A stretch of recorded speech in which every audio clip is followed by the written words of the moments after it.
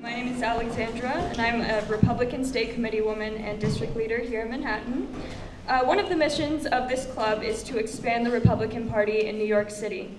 And we're doing this by reaching out to various coalitions and showing up in places that are frequently dominated by the left, such as the gay community, the black community, and the hipster community.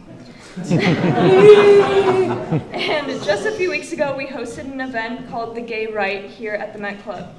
I'm here tonight to introduce our guest, Gavin McInnes. Gavin actually learned about the club after a discussion he had on Twitter about Republicanism on the Upper East Side, and eventually invited club members onto his show. And he saw how cool this club was. He had no idea there was a Republican club on the Upper East Side. And Gavin is a writer, actor, comedian. He co-founded Vice Media, and he's a contributor for the Rebel Media, a frequent guest on Fox News. He's been called the godfather of the hipster movement, and he is the co-founder of a pro-Western fraternal association known as the Proud Boys. Everyone,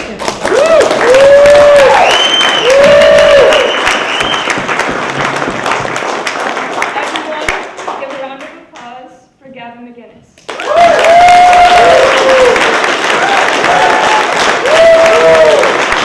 Proud of you, boy!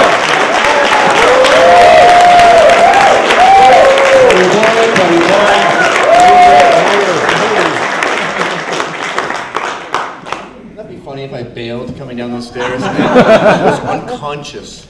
It's one thing to fall, but to hit your head so hard, you're unconscious, because there's that awkward phase where people go, I think he's unconscious. And then someone has to get up, and what do you do with an unconscious guy? You just sit him, I guess. He's not going to have brain swelling, so it's just a matter of time. That's what happened at the NYU talk I did. I got pepper sprayed, and the thing about being pepper sprayed is you go, how do I know this isn't acid? So there's this overwhelming fear that you're going to be that guy on the cover of National Geographic, and it just says like the face of free speech. And you have like a weird nose that's a magnet, like Michael Jackson had, that you take off at night and put by the bed, and your wife doesn't even care. She makes love to you with that weird triangular door. Thank you for continuing to love me. And this, obviously, you don't want to lose that. I would, some of you uglier people, I mean, not much of a loss, obviously. But this is high quality. Then you wash your face a little bit and you taste pepper and you just go, thank God, I get to keep this gorgeous mug. And I'm just going to have these strange sort of like baby's genitalia for like the next 20 minutes. So I did the speech, but it was not unlike a concussion, because you have to wait 15 minutes for the guy to sort of be able to see. And I could just sort of see them. It was like just waking up, like, hey, wake up, you're at a podium. Oh, what time is it? Speech time, come on. And then they kept chanting, screaming, whose campus, our campus, whose campus, our campus, again and again and again. I don't even know what that means. Whose campus, our campus? Yes, it's your campus. Debate over. I think it says on the flyer, like, visiting speaker. I'm not moving here. Gone. As soon as you shut up, I'm gone. In fact, don't you want me out of here? Why don't you just zip it and we'll get through this? So I walked over to them and I gave one of the kids a microphone, set a bunch of microphones, and it was like a radioactive phallus, really. And I'm putting it up to the guy's face, and as I get close to him, he just starts going like that. I'm like, did you predict my analogy? It's a microphone still. I haven't come up with the radioactive thing yet. And as I get closer, he's like, who's camping? And then I would take it away, just like those readers with the isotopes. They go click, click, click, click, click, click. And so I would take it away from him and he'd go, whose campus? Our campus. And then I would get closer and go, whose campus? And I realized these guys don't care about ideas. This is just fashion to them. It's just the mods and the rockers fighting in Brighton Beach. It's just a game. It's LARPing. It's live action role playing. And that's unfortunate because America was built on ideas. America was built on people hashing out stuff. And it's a very unique place. Like I was thinking of an intro that I blew with the concussion tangent. But when you come to these things, you just want to go, especially when you're being recorded, you want to go, I'm not a racist, I'm not sexist, I don't have no problem with gays. I mean, it's kind of weird when you picture it, the actual act, but as far as talking to them, that's not my problem. It's sexism. I mean, I don't like I don't like sexism. I don't know what it is, but I don't like it. What is sexism? I never thought of that. You're different to me. No, she's not. She's a dude. I'm a feminist. Okay, hey lady, you're a dude. Thank you. This is my mother. Hey dude. Hey dad. I'm not a dad, I just made you guys cookies. You didn't have to. In fact, I would have rather you were mowing the lawn, because I'm a feminist. That's how it works. I want you outside doing labor, and I want the dad to make cookies. We don't want to do that. Too bad. I'm an egalitarian. Anyway, but it's funny that Republicans, especially in New York, you feel this need to apologize and go, I'm sorry, I'm not racist. It's not racist. But there's no other culture like that. Like you can't imagine a Japanese guy getting out here and going, I'm not a racist. I just like Japan. In fact, you wouldn't get it from an English-speaking Japanese, but I bet if I spoke perfect Japanese, as Jared Taylor does, I bet you would go up to like a Japanese guy my age and go, I heard you were racist. And he'd probably go, yeah. Hope so, I'm Japanese. So you hate Koreans and everyone you think they're less than you? Yeah. Are you having a stroke? Or Mexicans even. I heard you hate black people and you don't want your daughter marrying them. Yeah. What, is this a trick question? Whereas a white guy would be so mortified. And the irony of us always having to tiptoe around is that we're actually the least racist, homophobic, xenophobic, blah, blah, blah. Move around. And I don't mean white people per se. Look, I'm already apologizing. But Westerners, Western culture, the West in general, is a meritocracy. It's just baseball, coast to coast. And if you can throw a fastball at 100 miles an hour, you're in. I don't care what you look like. We're kind of greedy in that sense. Like the whole concept of racism where you go, hey, I'm just checking out your resume here. It says that you can save my company $80 million a year. Oh my God. And you're only charging $1 million. Sounds like we're gonna be, ew. You're Filipino. I feel gross that I touched your resume. Because you touched it with your weird little Southeast Asian rice hands. Get him out of here. Security! But it makes us easy prey, as Pat Buchanan talks about in Death of the West, for the hucksters who want to see us dance. I mean, there's just something about Westerners where we do all this good, we deliver all this freedom, and then someone shoots at our feet and we just go, oh, sorry, I'm dancing, don't be mad. And I think one of the reasons Trump was successful is he said, you know what, be mad. I really feel like that was a massive turning point when he was saying anchor baby. Yes. And someone said,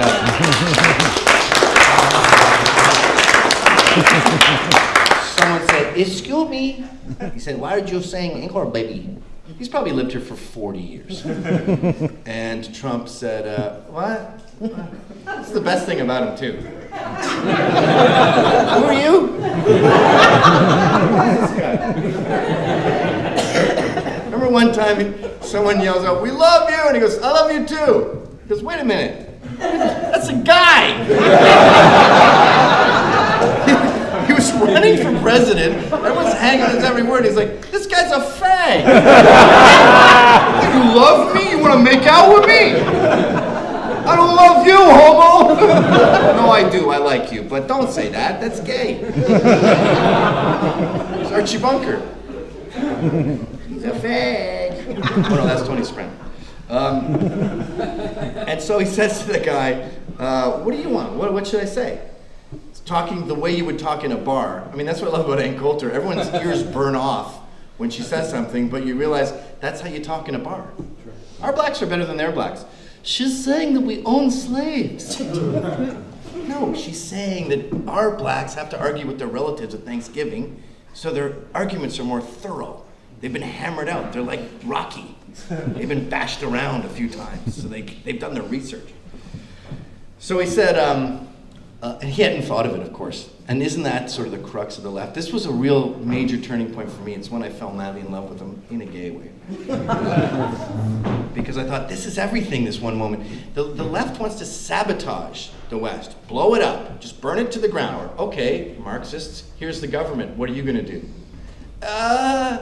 Maybe she be the undocumented baby born of unnaturalized citizen parents that are making love until a baby comes out of them and then the baby's there.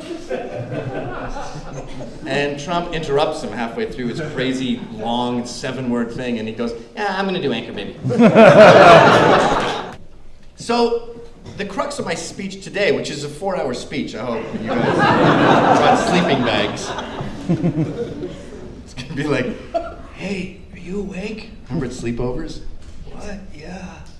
He's still talking. Yeah, just ignore it. The whole concept of ideas. You see, the right has been vilified to the point of we're pariahs, especially in New York. I mean, I'm sure south of the Mason-Dixon line, my God, it must be heaven. But here, we're gays in the 50s. And I even have a gay bar. I just moved to Westchester, which is all Hillary. It's brutal.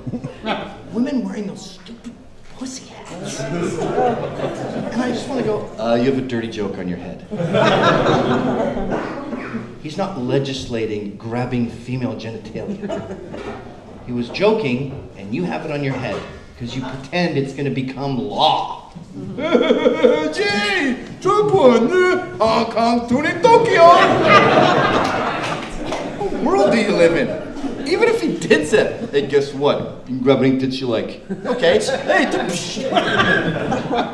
Trump said. Now I'm bleeding. Big march. We're having a feminist march. No pro-lifers are allowed, but we have a Muslim who wants Sharia law, which is about as pro-life as you can get. She was married off by her parents at 16, but she'll be telling you about freedom, like putting a polyester rag on your head to somehow empower you. And then my favorite part of that, by the way, was men. I want to get involved. Okay, you put on a hijab, which is total blasphemy in Islam. So like, even in your own world, you're screwing it up. And then the LGBT community, yay, we love Sarasur, we want Sharia law, we want marriage rape to not exist and for women's votes to be worth half in a court of law. Yeah, woman power. Remember in Iran in '79 how thrilled they were to wear the hijab. Like, finally, I can get out of that stupid miniskirt and that car I was driving to my chemistry class and focus on what really matters, cooking in a black polyester bag. Thanks, Imams. Oh, and I like the whipping when you can see my bangs. I'm a naughty girl. You saw some of my socks. Whoops. Santa. I was thinking Marilyn Monroe.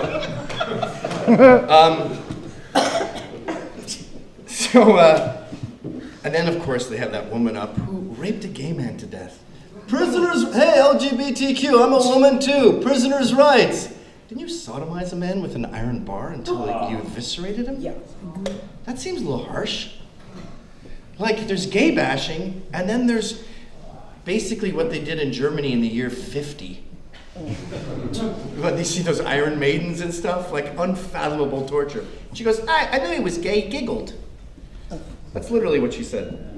So those are those heroes, and this is the problem with giving the left this power. When you say, all right, I'll sabotage myself, I'm the gross cis male patriarchy, what do you want it to be? Undocumented citizens of babies that are born that are having troubles that are pretty good people? That takes too long to say. It's like French. Whenever you see French and English together, it's like, no diving. And then the sign here is like, ne pas plonger des fois quoi, parce que vraiment dangereuse. Like, I got rid of you people. Europeans and your fancy language with your circumflex. Get out of here. And my point here is that when you have this sort of, I don't like daddy, and that's all it comes down to really, is daddy issues. It's, I want to make my dad mad, I'm sleeping with Linda Sarsour. Oh, no thanks. Actually, I don't even know what she looks like. The thing about a hijab is you're like, you look like a 4, but maybe with like Farrah Fawcett hair, we could be like a 6.9. I don't know. You look like you're being born at all times. I am a proud Brooklynite who will not apologize for being a woman. I think it's a girl. It's crowning.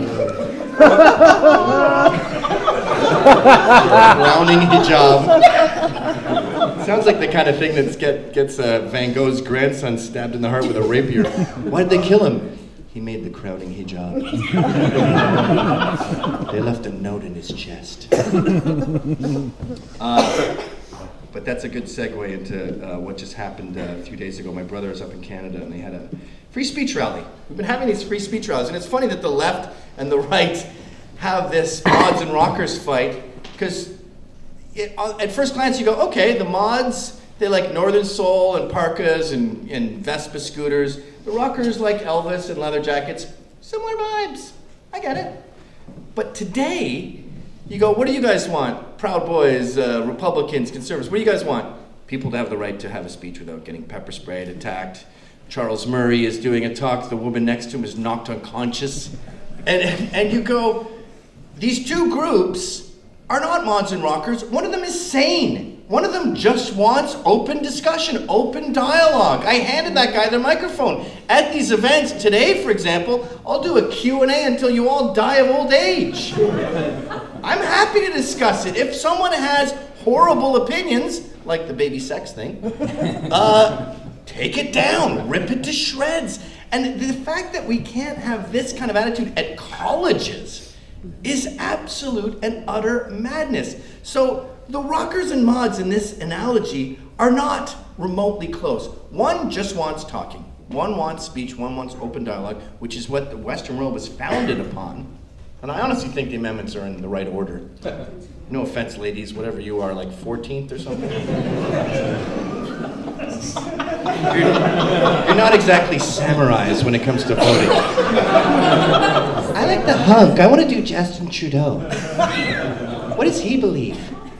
He's a gorgeous guy with Down syndrome, but okay.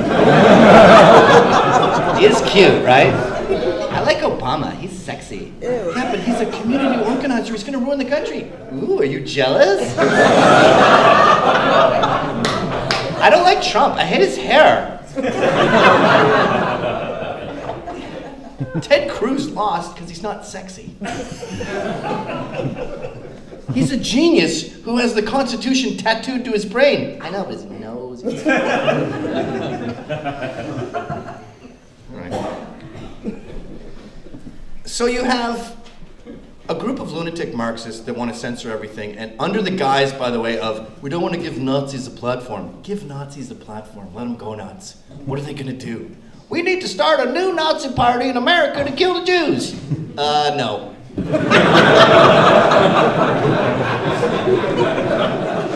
Please? No, that's homicidal, insane, and no. Okay, bye. That's the end of that scourge. That's the end of that imminent plague that was about to take over the country. I know trans people and gays who are at home right now scared of being killed. What?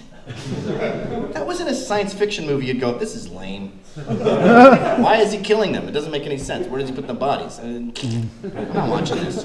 No, that's America. So, the problem with zealots, which is what the left has become, just fascist zealots, that's the irony, is they're fighting against the dogma that they represent. They don't want a Q&A. They don't want to give free speech a platform. Free speech doesn't include hate speech, blah, blah, blah. No, free speech is just for who's better, Rolling Stones or the Beatles. That's all it is. Anything controversial isn't included. And obviously it's the Stones. The Beatles are children's music. Rocky Raccoon. And I saw this in Canada recently. So we had a talk up there, a free speech talk, lots of Proud Boys there. Union guys were on Antifa's side. And it was speeches just about freedom of speech, about Canada, about the trouble with Islam. And there's all these Antifa kids there who think they're fighting Nazis. God. Just to sort of go off on my 30-second tangent, the Freedom Riders did us a disservice because they looked too cool. They had on suits, and then they're all bloody and bandaged. And everyone who sees that goes, I want to be that guy. I mean, I feel it too. You went to cafes through the South, and you got beat up in a suit. You're a badass. And they had that was an honorable fight back then. But it looked so cool that now everyone wants to be that guy. And like, I want to go to the South and get beat up. You know, no one cares anymore. Well, then you're a Nazi. Beat me up. All right. There, look, I'm all bloody like the guy in the black and white photo. But Antifa was there to stop this thing, and the police roped them off. And we noticed something unusual going on. That extremist Muslims had leaked into Antifa and the protesters. And my brother described something that really shocked me, and it was a 5-year-old kid, Arab looking, holding a sign that said "Death to Pepe," and Pepe was hanged. If it's a thing, it's hung. If it's a person, it's hanged. What is it if it's a frog who's been anthropomorphized? It's hanged. Pepe's hanged, and this kid's walking around, no idea. 5-year-olds don't hate Pepe, believe me. And he's walking around, and he noticed a lot of young people on the front lines. And he realized that the extremist Islamicists had infiltrated Antifa and were there trying to pick a fight with them. It gets worse. They also, the way it happened was they barricaded them off into a sort of a cage. And they did their talks, and then they said, Antifa surrounded the cage, and they did this to us in Berkeley too. It's weird, the police, I love the cops, but I hate the police's boss. And what they did to us in Berkeley is they stripped us of all our weapons, including shields and other stuff. And then we did the talk nude, with our heads shaved. I'm for free speech. It's freezing out here. And then, as we left, we were attacked by these armed Antifa guys that obviously weren't stripped, and they were throwing bottles, and they were throwing M80s, and Lauren Southern described seeing people dragged into the crowd, and they're putting a bag over their heads. Wow. So now they want to murder them? But at this Ottawa thing, the police said, okay, you can only leave in twos, because I don't want to fight. And they had, these Nazis, by the way, were being surrounded by the Jewish Defense League, who were on our side, because they like free speech, and blacks and white. They're always more multicultural on the Nazi side than they are on the anti-Nazi side. And they were leaving in twos, and as these people were leaving in twos, they get attacked by the mob. They were being fed by the police to these lunatics. And one of them had a knife. So he came out, and we've seen this more than once. There was a knife in Berkeley, and he had a knife in Ottawa. We'll be hearing more about him in the news soon. So one of these soldiers of Odin kids goes against the cop's wishes, jumps the fence, grabs this guy, knocks him out. It was a beautiful piece of work. And they get the knife. He's arrested. He's going to be charged with attempted murder. And my brother's contention is what's happening now is extremists from the extremist Muslims are being drawn into Antifa because it's a way to get martyrdom. It's a way to become a hero and stab one of these evil right-wing Christian monsters. And I remember about 3 years ago, I used to make that analogy just to be funny and hyperbolic, and I go, they're basically ISIS. I don't mean literally, but yeah. I think it's a fun analogy. Now I go, they're basically ISIS. I'm not kidding anymore.